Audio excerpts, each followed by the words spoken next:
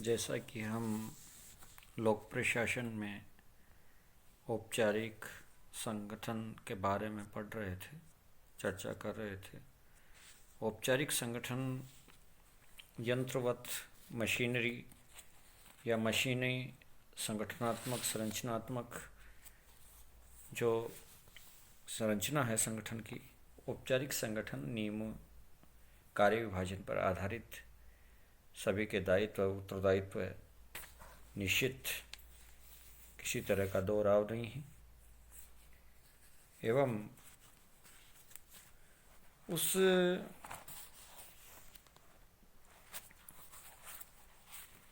संगठनों में संप्रेषण और समस्या का निवारण का समाधान के साथ साथ संगठन एक प्रकार से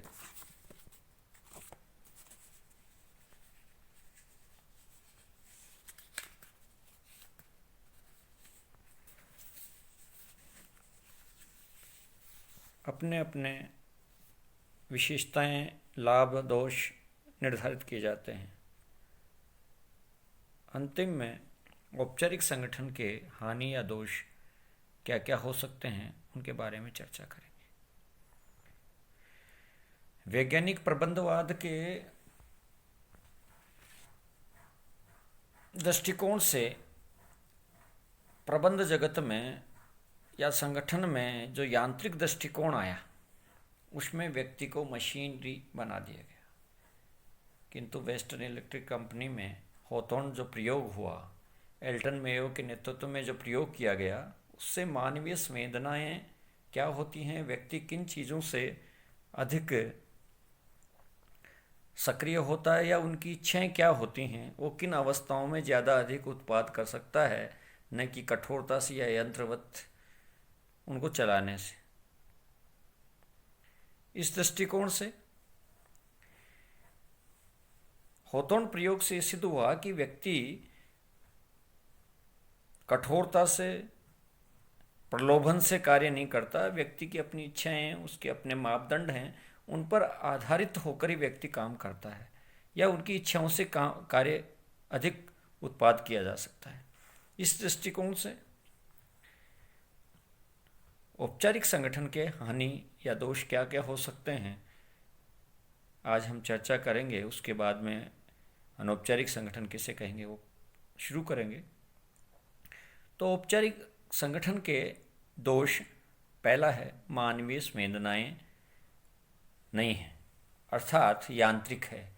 जैसा कि मैंने बताया कि वैज्ञानिक प्रबंधवाद ने, हेनरी फे और फ्रेडरिक डब्ल्यू टेलर ने जो संगठन को या प्रबंध जगत को एक तरह से मशीनरी बना दिया, यंत्रवत दृष्टिकोण दे दिया गया, यांत्रिक दृष्टिकोण दे दिया गया। यांत्रिक व्यक्ति को यांत्रिक मानते हुए उससे ज़्यादा उत्पाद कैसे करवाया जा सकता है, ये तय करना सुनिश्चित किया, जिसके परिणाम स्वरूप जो व्यवहारवाद का जो आंदोलन है, उस व्यवहारवाद की चपेट में ऐसा कोई सोशल साइंस का विषय नहीं है या अनुशासन नहीं है जो इसकी चपेट में नहीं आया हो। अतः ये तय हुआ कि मानवीय संवेदनाएं होती हैं। इसके लिए तो पहला जो दोष है, औपचारिक संगठन में जो नियम, कानून, कायदे से उचित कार्य विभाजन होता है और नियम और कानून से चलता है, एक नियमावली से चलता है, इसलिए औपचारिक संगठन में मानवीय संवेदनाएं नहीं हैं, क्योंकि वहाँ व्यक्ति से कार्य नहीं कर रहा, वह एक यंत्र के रूप में काम कर रहा है, एक टूल्स के रूप में व्यक्ति काम कर रहा है। इसलिए उसमें जो पहला दोष है कि व्यक्ति टूल्स नहीं है, उसकी खुद की इच्छाएं हैं, मानवीय संवेदनाएं हैं। इसलिए पहला जो दोष है वो मानवीय संवेदनाएं हैं, नहीं है औपचारिक संगठन में। नौकरशाही के दोष उत्पन्न होना, औपचारिक संगठन में लाल फीताशाही, ब्यूरोक्रेसी के दोष उत्पन्न देखे जा सकते हैं, क्योंकि वहाँ नियम, कानून, कायदे से ओवरलैपिंग, कार्य का दोहराव तो नहीं होता, किंतु लाल फीताशाही और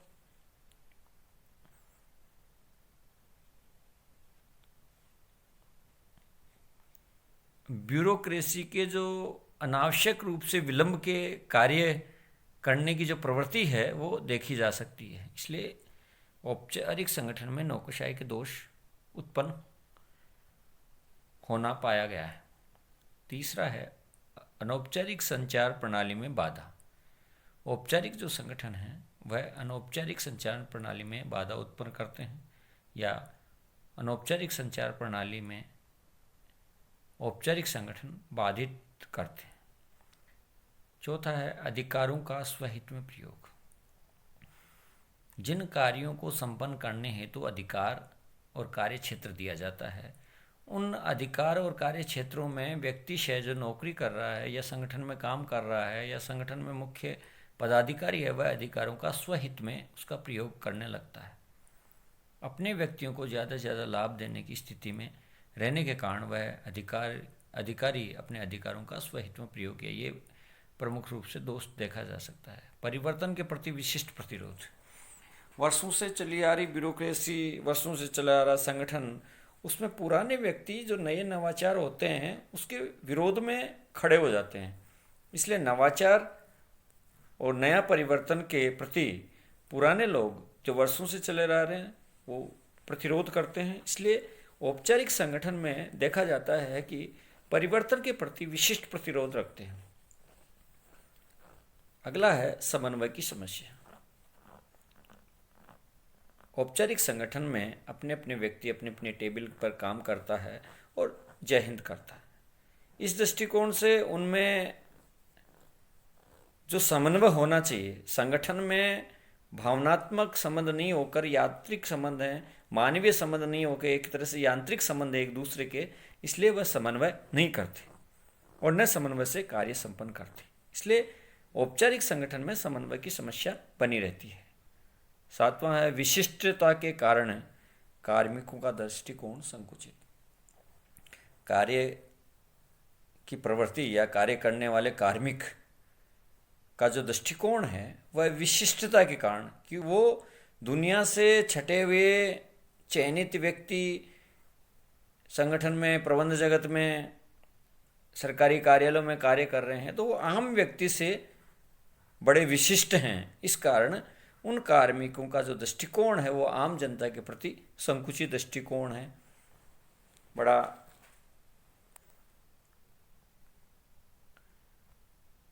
संकुचित दृष्टिकोण अपनाते हुए वह आम आदमी के प्रति अपनी विशिष्टता को दर्शित करते हैं या प्रदर्शित करते हैं।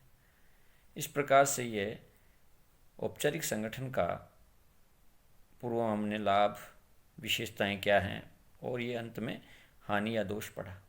अब आता है अनौपचारिक संगठन। अनौपचारिक संगठन, जैसा कि मैंने बताया कि औपचारिक संगठन होतोन प्रयोग से पहले या व्यवहारवाद की जो आंदोलन की जो आंधी चली उससे पहले वैज्ञानिक प्रबंधवाद का बड़ा बोलबाला रहा। उस वैज्ञानिक प्रबंधवाद ने संगठन को मशीन बना दिया। व्यक्ति से ज़्यादा कैसा प्रलोभन देकर, कठोरता से कार्य करवाकर उसको मशीन बना दिया गया। उसकी इच्छाएं क्या हैं, उसकी संवेदनाएं क्या हैं, ये बिल्कुल छोड़ दिया गया। ये उससे कोई मतलब नहीं। इसलिए उस दौर में व्यवहारवाद के आंदोलन में ऐसा कोई अनुशासन नहीं बचा जो व्यवहारवाद के आंदोलन में की आंधी से चपेट में आने से नहीं रहा। इसका तात्पर्य है कि व्यवहारवाद के आंदोलन ने सभी विषयों को उद्वेलित किया और सोचने पर मजबूर किया। इस कारण से अनौपचारिक संगठन का प्रादुर्भाव अपने आप ही हो गया। औपचारिक संगठन जानबूझ के बनाए जाते हैं, अनौपचारिक संगठन स्वतः उत्पन्न होते हैं। अतः औपचारिक संगठनों के सहारे अनौपचारिक संगठन प्रादुर्भाव होना शुरू कर दिया।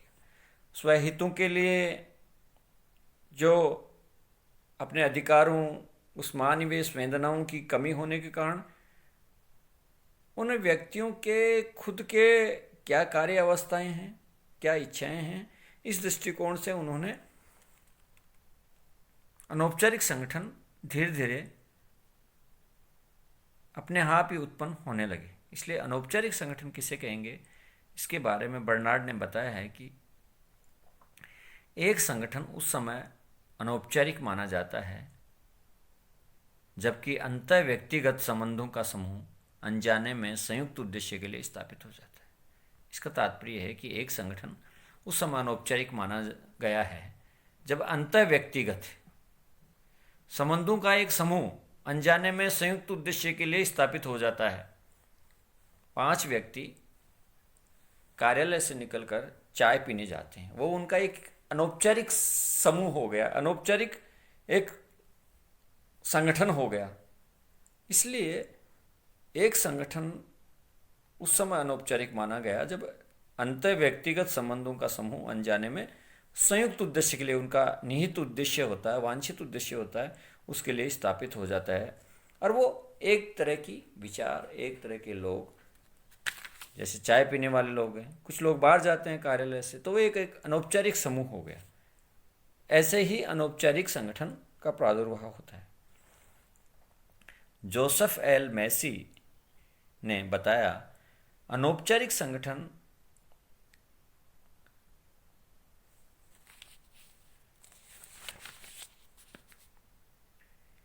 मानवीय अंतर क्रियाओं का वह समूह है जो दीर्घ अवधि तक साथ रहने के कारण स्वाभाविक रूप से या स्वाभाविक रूप में उत्पन्न हो जाता है। जोसेफ एल मैसी ने बताया कि अनौपचारिक संगठन मानवीय अंतर क्रियाओं का समूह है। इसके लिए कोई किसी को बुलाना न, अपने आप ही लोग एकत्रित होकर अंतर क्रियाएं संगठन में करते हैं और दीर्घ अवधि में साथ रहने के कारण स्वाभाविक रूप से या स्वाभाविक रूप में उत्पन्न हो जाता है। यानी जो अनौपचारिक संगठन है वह संगठन मानवीय अंतर क्रियाओं का वह समूह है जो दीर्घ अवधि में या लंबी अवधि में साथ रहने के कारण स्वाभाविक रूप से उत्पन्न हो जाता है। अर्ल पी स्ट्रॉन्ग ने बताया, अनौपचारिक संगठन वह है सामाजिक ढांचा है अनौपचारिक संगठन वह सामाजिक ढांचा है जिसका निर्माण व्यक्तिगत आवश्यकताओं की पूर्ति के लिए किया जाता है। इसका तात्पर्य होगा कि अनौपचारिक संगठन एक सामाजिक संगठन है, सामाजिक ढांचा है जिसका निर्माण व्यक्तिगत आवश्यकताओं की पूर्ति के लिए किया जाता है। यानी जो कर्मचारी, जो कार्मिक हैं, वो अपनी समस्याएं, वो संगठन में काम करते हैं, संगठन में काम करते हैं और संगठन में काम करने के दौरान कार्य की क्या दशाएं हैं, क्या स्थिति परिस्थिति है, उनकी समस्याएं क्या हैं, उन समस्याओं की पूर्ति के लिए या उनकी व्यक्तिगत आवश्यकताओं की पूर्ति के लिए अनौपचारिक संगठन अपने आप स्वतः उत्पन्न होते हैं। साइमन स्मिथबर्ग थॉमसन ने अनौपचारिक संगठन से बताया कि अनौपचारिक संगठन से तात्पर्य है कि आचार व्यवहार की संपूर्ण प्रतिकृति। अनौपचारिक संगठन से तात्पर्य है आचार व्यवहार की संपूर्ण प्रतिकृति, संगठन की वह प्रक्रिया जिसमें सदस्यगण यथार्थ में व्यवहार करते हैं। संगठन की वह प्रक्रिया जिसमें सदस्यगण यथार्थ में व्यवहार करते हैं। वाइट ने बताया कि ऐसे कार्यात्मक संबंध जो दीर्घावधि तक एक साथ काम करने वाले व्यक्तियों के पारस्परिक अंतःक्रियाओं के परिणाम स्वरूप विकसित होते हैं। इसका तात्पर्य हुआ कि वाइट ने बताया कि ऐसे कार्यात्मक संबंध, यानी उन्हें कार्य की दशा में जो उनके संबंध स्थापित हो जाते हैं, जो कार्य करते हुए संबंध स्थापित होते हैं, वो दीर्घ अवधि में साथ साथ रहने से या साथ साथ काम करने से, एक कार्यस्थल पर काम करने से व्यक्तियों के पारस्परिक जो अंतःक्रियाओं के परिणाम स्वरूप संबंध विकसित होते हैं, वो अनौपचारिक संगठन कहलाते हैं।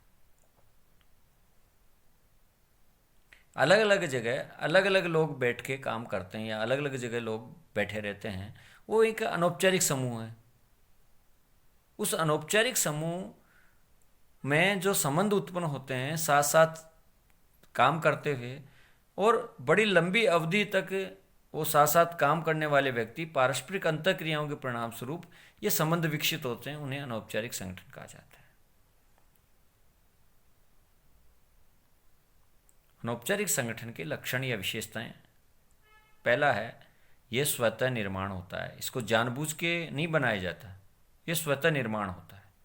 जैसा कि औपचारिक संगठन जानबूझ के बनाए जाते हैं, एक उद्देश्य को ध्यान में रख के बनाए जाते हैं, किंतु अनौपचारिक संगठन आपस की मानवीय अंतर क्रियाओं के परिणाम स्वरूप स्वतः उत्पन्न होते हैं या स्वतः निर्माण किए हो जाते हैं, अनजाने में निर्माण हो जाते हैं। दूसरी विशेषता है समान मान्यताएं। अनौपचारिक संगठन की सभी की जो मान्यताएं हैं या सिद्धांत हैं, वो क्योंकि उनकी जो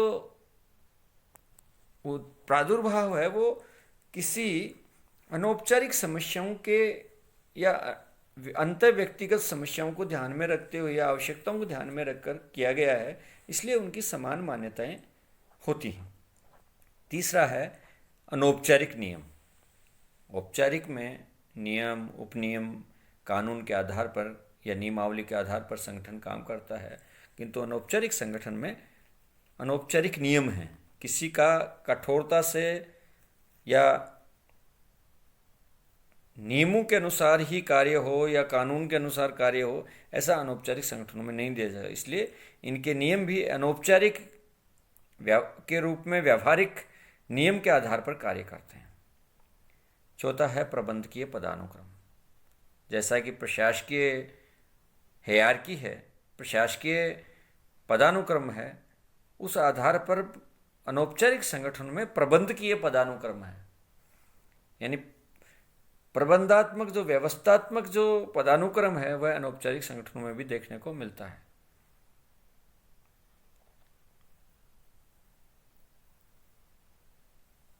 नेतृत्व की विशिष्ट शैली। अनौपचारिक संगठनों का नेतृत्व वही व्यक्ति करता है जो व्यावहारिक होता है, जो अनौपचारिक रहता है, जो सबके बीच में रहता है, सबकी जो आंखों का तारा रहता है या सबके समस्या या आवश्यकताओं को ध्यान में रखते हुए उनकी आवाज़ उठाता है, वह नेतृत्व की विशिष्ट शक्ति, विशिष्ट शैली अनौपचारिक संगठन में ही देखी जाती है। औपचारिक संगठन में ऐसी विशिष्ट शैली नहीं होती। औपचारिक संगठन में नेतृत्व करने वाला विभाग का विभागाध्यक्ष होता है, और इसमें अनौपचारिक संगठन में नेतृत्व करने वाला कर्मचारियों का चपरासी भी हो सकता है। उन कर्मचारियों में पदानुक्रम में नीचे है, किंतु उसकी नेतृत्व क्षमता की विशिष्ट शैली और व्यवहार के कारण नीचे का साधारण यूडीसी एलडीसी व्यक्ति भी सभी कर्मचारियों का नेतृत्व कर सकता है, कर्मचारी संगठन का नेतृत्व करता है। इसलिए नेतृत्व की अनौपचारिक संगठनों में विशिष्ट शैली होती है। छठवां है सहकारिता और सामूहिकता। अनौपचारिक संगठनों का निर्माण है वो सामूहिक रूप से एक साथ रहने के कारण और आपस की सहभागिता के कारण, सहकारिता के कारण प्रादुर्भाव हुआ है। इसलिए अनौपचारिक संगठन में सहकारिता और सामूहिकता देखने को मिलती है। अंतिम जो विशेषताएं हैं, जो यांत्रिक दृष्टिकोण को विरोध में या विरोध तो क्या, प्रतिक्रिया स्वरूप यांत्रिक स्वरूप को की प्रतिक्रिया स्वरूप अनौपचारिक संगठन का प्रादुर्भाव हुआ, और प्रादुर्भाव में सबसे ज़्यादा जो ध्यान दिया मानवीय व्यवहार पर दिया गया। इसलिए अनौपचारिक संगठन में मानवीय चेहरा या अक्ष मुख्य रूप से देखा जाता है। ये देखने को मिलता है कि व्यक्तियों की समस्याएं क्या हैं। इसलिए इन अनौपचारिक संगठनों का नेतृत्व करने वाला मानवीय चेहरा होता है, एक अक्ष होता है जिसका सब अक्षर है या व्यावहारिक रूप से उसको अपना नेता मानते हैं और उनको अपना नेतृत्व शैली सौंपते हैं, और वो उनकी एक तरह से आवाज़ होता है। मजदूर यूनियन, कर्मचारी यूनियन, शिक्षक एसोसिएशन, शिक्षक संघ इत्यादि में छोटा व्यक्ति भी बड़े पद पर हो सकता है। इसलिए व्यक्ति की आवश्यकताओं को ध्यान में सबके बीच रहने वाला, सबकी आवाज़ उठाने वाला व्यक्ति एक तरह से मानवीय चेहरा होता है और अक्ष होता है। ये प्रमुख रूप से अनौपचारिक संगठन का अर्थ, जिसे हम कह सकते हैं